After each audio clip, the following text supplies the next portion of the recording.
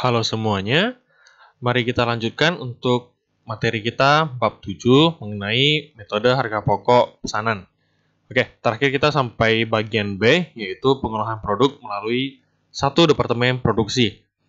Nah, pada bagian kali ini, kita akan mempelajari gimana sih pencatatannya jika pengolahan sebuah produk melalui lebih dari satu departemen produksi. Oke, kita akan membahasnya menggunakan contoh soal. Oke, di sini ada PT Duta Hati. Jadi dia menerima 3 jenis pesanan dari PT Gita Cinta dengan perincian sebagai berikut. Ada pesanan 1, 400 unit meja kantor. Harga jualnya 250.000. Pesanan 2 sebanyak 1.000 unit kursi, harga jualnya 100.000 masing-masing. Pesanan 3 sebanyak 1 set lemari, harganya 25 juta. Oke, informasi ini akan berguna pada saat perhitungan untuk total penjualan perusahaan. Jadi misalnya pesanan pertama selesai dikerjakan, diserahkan kepada customer, dan customer membayar. Nah, jumlah yang dia bayar otomatis sesuai dengan harga jual kita. Jadi nanti dikaliin aja. Oke, lanjut. Pesanan dimulai tanggal 6 Maret 2020 dan selesai tanggal 24 Maret 2020. Nah, perinciannya sebagai berikut. Jadi di sini sudah dirangkum jadi satu untuk biaya bahan baku. Nah, departemennya ada 2. Jadi departemen produksinya ada 2, departemen A sama B. Bedanya apa? Jadi nanti salah satu akan menjadi departemen produksi akhirnya. Jadi akan ada satu departemen yang menjadi tempat terakhir untuk memproduksi. Maksudnya gimana? Contoh, ini ada departemen A sama departemen B. Oke. Departemen A memproduksi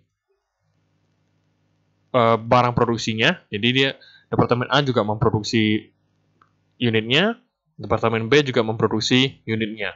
Namun, nanti di departemen A, misalnya dia produksi satu macam barang lah. Nah, barang ini sudah jadi. Oke, sudah jadi di departemen A. Kemudian barangnya diapain? Apakah dijual? Tentu tidak. Jadi, barang jadi si departemen A nantinya disalurkan ke departemen B untuk diolah kembali. Jadi, kayak departemen A itu outputnya hanya sebuah bagian aja. Sebuah bagian yang nantinya akan diteruskan oleh departemen B. Seperti itu. Jadi, departemen B mengolah, nanti departemen B pada akhirnya kan selesai nih, selesai kegiatan produksinya, menghasilkan barang jadi. Nah, barang jadi itu yang baru akan dijual ke pihak luar, ke publik, ke customer, seperti itu. Oke, jadi di sini sudah ada informasinya. Departemen A untuk pesanan 1 sekian, 2 sekian, 3 sekian. Departemen B juga. Kemudian untuk biaya tenaga kerja langsungnya juga sama, sudah ada datanya. BOP juga sama, sudah ada cara pembebanan BOP-nya dan BOP sesungguhnya. Oke, ini akan sangat dipakai dalam pengerjaan soal.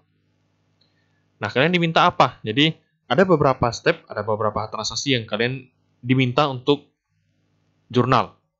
Dari yang paling pertama, pemakaian bahan baku. Oke, kemudian distribusi gaji, pencatatan gajinya. Kemudian BOP dibebankan, BOP sesungguhnya, menutup BOP. Nah, kemudian barang jadi si departemen A ditransfer ke departemen B untuk diolah kembali. Nanti departemen B udah olah nih. Nah, maka menghasilkan barang jadi berupa pesanan 1, 2, dan 3. Nanti itu akan dicatat sebagai persediaan barang jadi. Jadi bukan barang dalam proses lagi. Nanti bakal dialihkan menjadi persediaan barang jadi. Oke, yang terakhir, setelah sudah jadi, maka kita serahkan ke customer. Kita jual. Seperti itu. Oke, kalian diminta bikin jurnalnya. Kalau ada hitungan yang perlu dicantumkan, ya cantumkan aja. Setelah itu, kalian diminta bikin job order cost sheet-nya. Kartu harga pokok pesanannya. Oke, kita langsung bahas. Yang pertama, ini sambil lihat soal. Soalnya saya buka di PDF aja, biar lebih gampang compare-nya.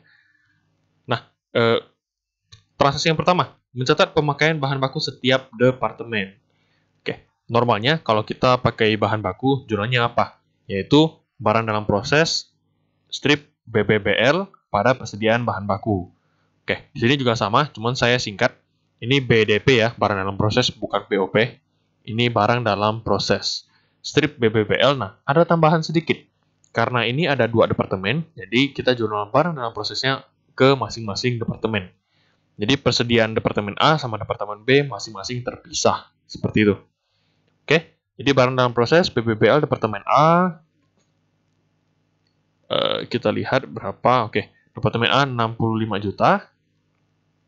Kemudian departemen B 17 juta.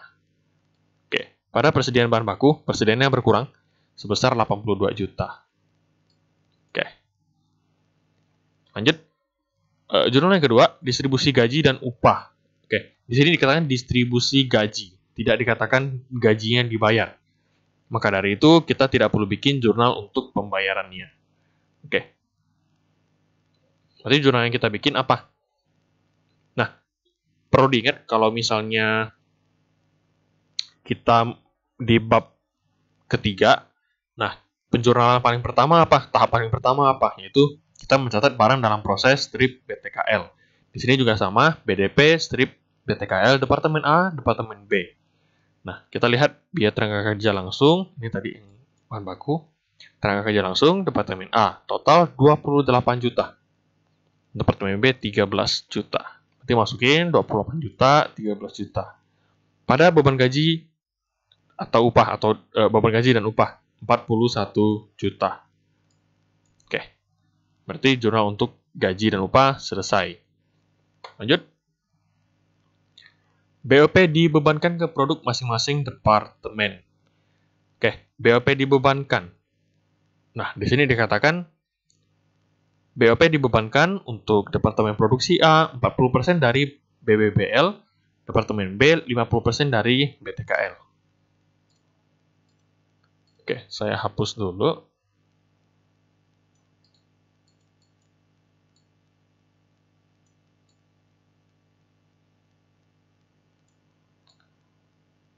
Agar lebih enak untuk membahas. Oke, baik. Komen, oke. Baik, jadi berikutnya kita menghitung BOP dibebankan. Nah, untuk si BOP dibebankan departemen A. Departemen A, cara pembebanannya 40% dari BBBL. Nanti kita lihat departemen A untuk si BBBL, biaya bahan baku langsung. Berarti ini biaya bahan baku langsung departemen A. Totalnya 65 juta. Berarti 65 juta kalikan 40%. 65 juta kali 40% dapatnya 26 juta. Itu departemen A. Departemen B, 50% dari BTKL. Berarti lihat sini BTKL, bagian BTKL, departemen B. Ini departemen B. Berarti 13 juta dikalikan 50%. Dapatlah 6,5 juta. Berarti saat kita menjurnal barang dalam proses strip BOP, departemen A 26 juta, departemen B 6,5 juta.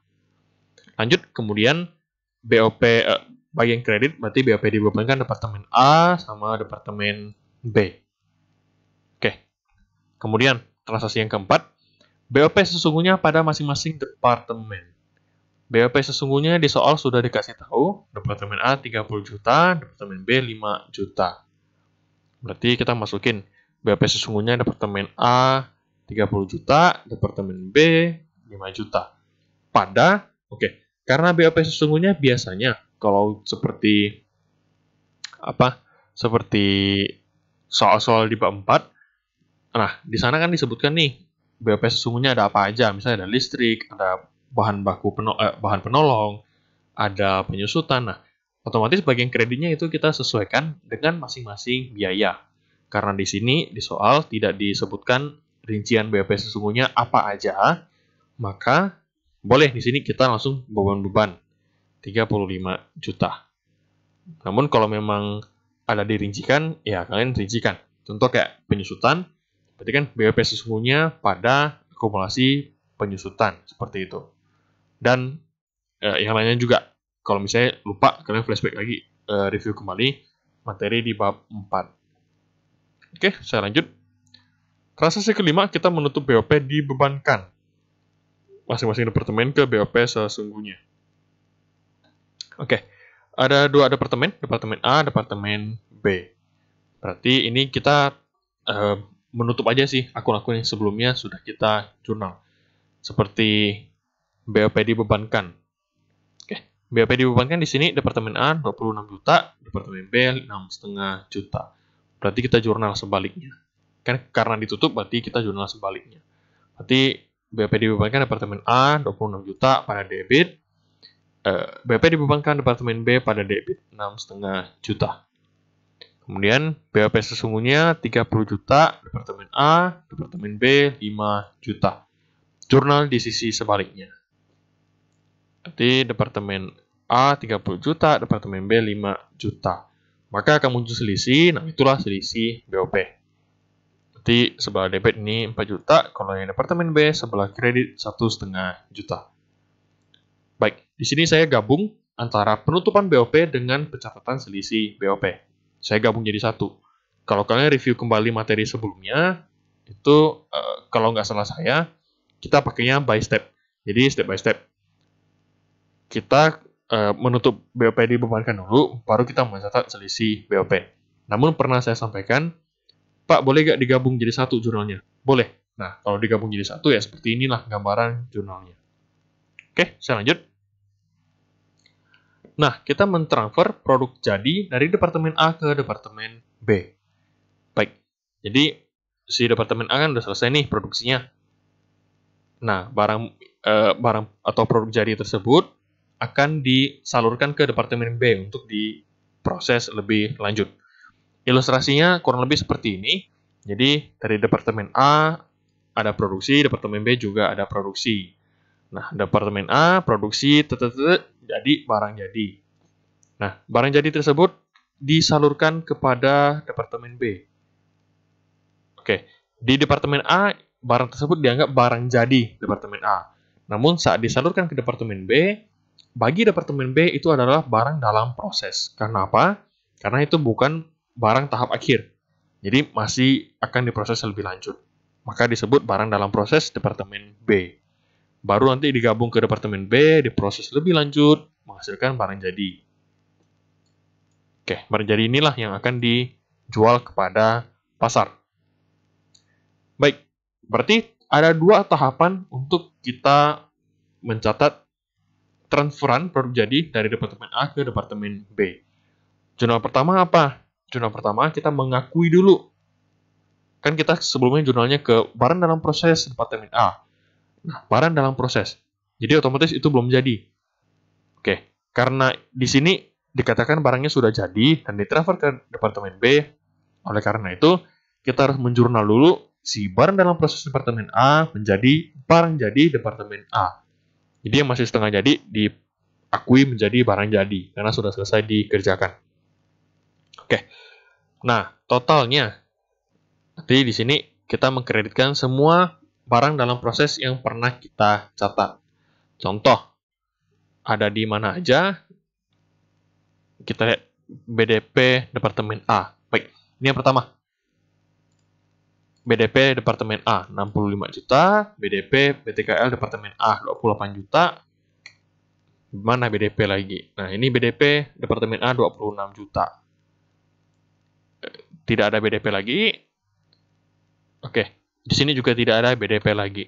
Berarti hanya 3. 65 juta, 28 juta, dan 26 juta. Nah, berarti total semua biaya itu adalah 119 juta. Jadi, sebelah debit kita menjurnal persediaan barang jadi departemen A 119 juta.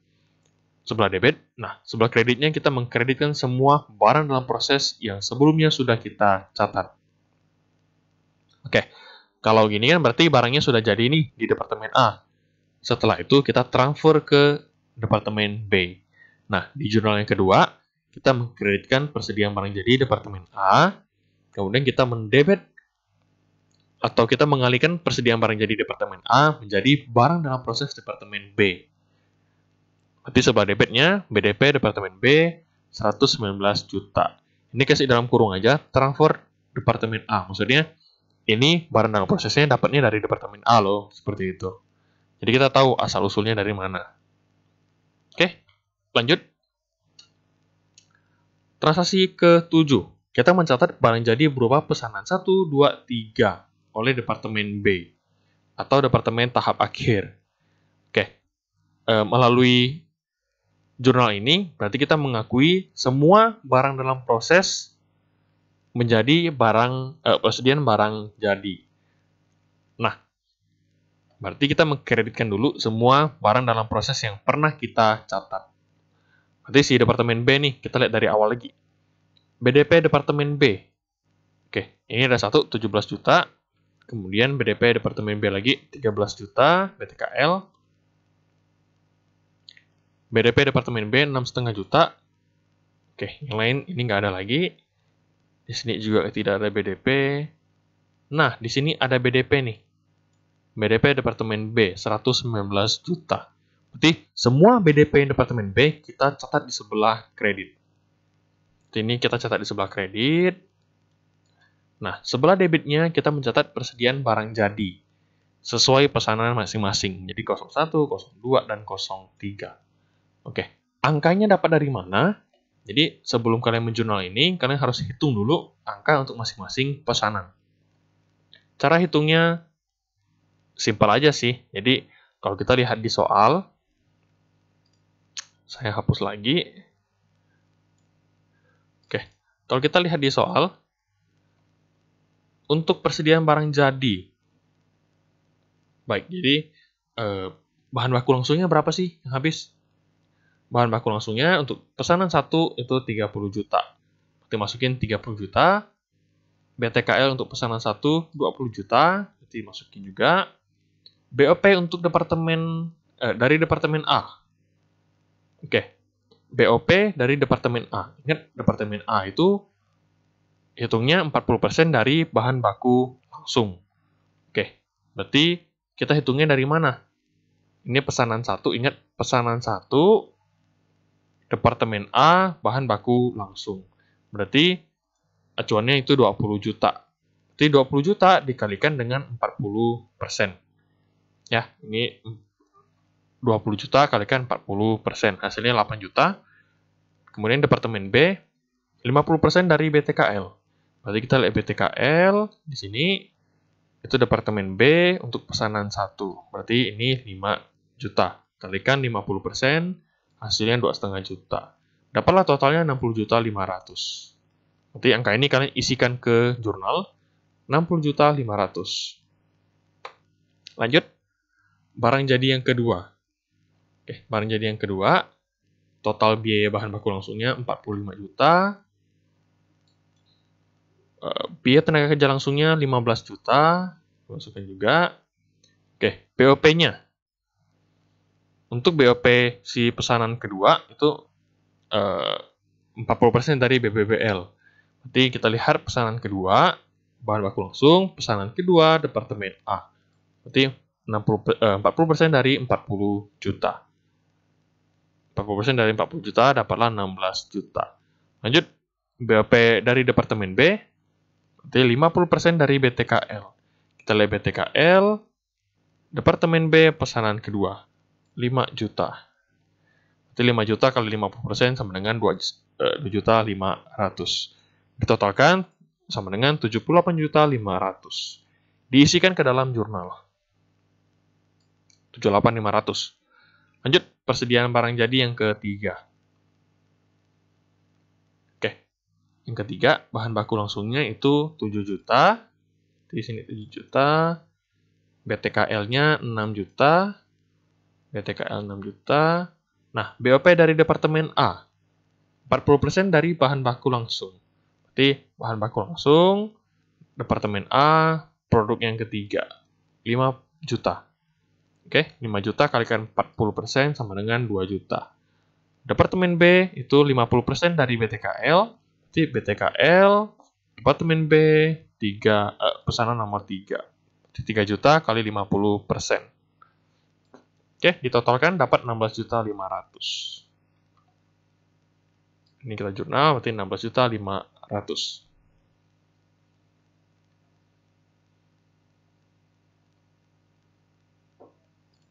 Lanjut untuk poin yang atau transaksi yang ke-8, barang jadi tersebut, pesanan yang sudah jadi tersebut, kita serahkan kepada pemesan. Baik, berarti yang kita jurnal, ingat kalau jurnal untuk persediaan dengan metode perpetual, berarti yang pertama kita jurnal kas pada penjualan, baru jurnal yang kedua kita mencatat HPP pada persediaan barang jadi atau pada persediaan. Karena ini manufaktur, berarti persediaan barang jadi. Baik, kita jurnal, berarti kas pada penjualan. Nah, totalnya ada 225 juta. Dapatnya dari mana? Kalian hitung sendiri, ini dari soal. Ada pesanan 1, 400 unit kalikan 250.000. Ini 1000 unit kursi kalikan 100.000. Satu set lemari kalikan 25 juta. Kalian totalkan, hasilnya adalah 225 juta. Nah, perhitungan kalian kalau mau dicantumkan juga silakan. Oke, itu jurnal yang pertama. Kita catat si penjualan tunai. Jurnal yang kedua, kita mencatat HPP pada persediaan barang jadi. Baik, persediaan barang jadi. Tadi kita bukukannya berapa? Oke.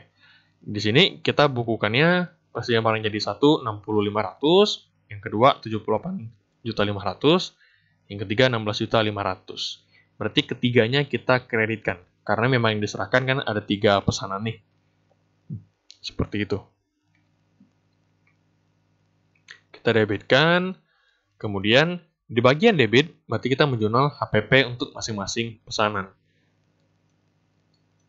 Oke, Pak, saya mau pisah nih untuk masing-masing pesanan, boleh nggak? Jadi, kalian catatnya kas pada penjualan untuk pesanan yang pertama, kemudian HPP pada persediaan barang jadi untuk pesanan yang pertama, baru nanti buat lagi untuk pesanan kedua dan ketiga. Boleh nggak? Boleh-boleh aja, nggak masalah. Tapi saya rasa seperti ini lebih praktis, lebih simple, lebih ringkas juga, tapi tetap lengkap seperti itu. Kayak gini udah oke sih, nggak masalah. Oke, berikutnya. 8 transaksi itu sudah kita kerjakan. Nah, di sini kita bahas untuk si job order cost sheet-nya. Baik. Ingat ya, kita pakai format yang ketiga. Jadi tetap pakai format yang ketiga agar semuanya seragam. Jadi nggak ada yang beda-beda formatnya. Oke, baik. Saya rapikan sebentar.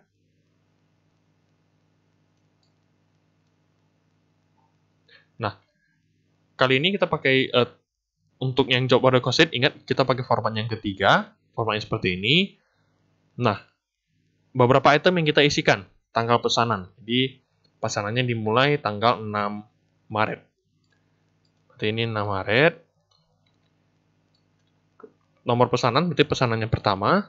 Tanggal selesai itu 24 Maret. Oke.